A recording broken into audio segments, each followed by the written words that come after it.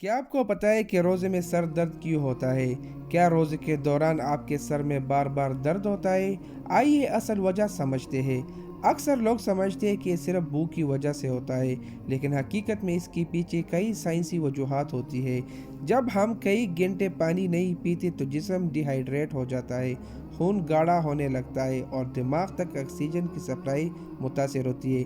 اسی وجہ سے سر میں بھاری پن اور درد محسوس ہوتا ہے۔ اگر آپ روز چائے یا کافی پیتے ہیں اور اچانک چھوڑنے سے جسم ریئیکٹ کرتا ہے، کیفین کی کمی سے خون کی نلیاں پھیلتی ہے، جس کی وجہ سے سر درد شروع ہوتا ہے۔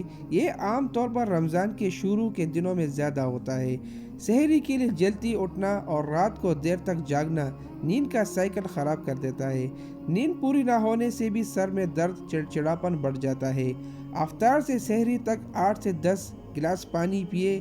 رمضان سے پہلے چائے یا کافی آہستہ آہستہ کم کریں۔ سونے کا باقاعدہ وقت بنائیں۔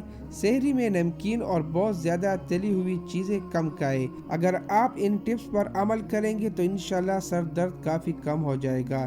یہ معلومات دوسروں تک بھی ضرور شیئر کریں۔